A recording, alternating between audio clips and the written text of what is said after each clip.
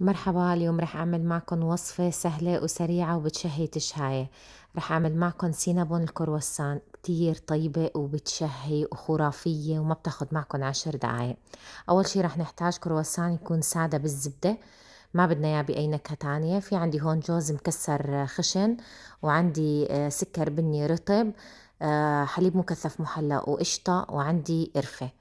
هي بس المكونات اللي رح نحتاجها. أول شي رح أبلش معكم بخلطة الجوز. حطيت الجوز الكمية حسب ما أنتو بدكن إياها، وعندي 3 معالق من السكر البني الرطب، ضروري يكون رطب، وعندي معلقة كبيرة من القرفة. بعدين للخلطة البيضة عندي حليب مكثف محلى علبة كاملة، ووحدة من علبة قشطة قمر. بتقدروا تضيفوا كمان جبنة، بس أنا استكفيت بهدول المكونين.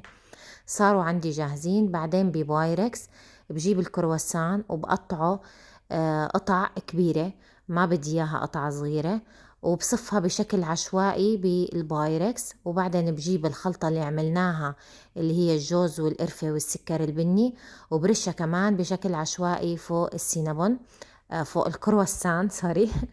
وبعدين بجيب الخلطة البيضة وبحطها على كامل الكرواسان، وبكون محمية الفرن على درجة حرارة 175 أو 180، وبس بشعل الفرن من فوق لشوفوا هاي التحميرة الخرافية، هيك كرانشي من فوق وطري من جوا، ما بتتخيلوا الريحة، عن جد خرافية.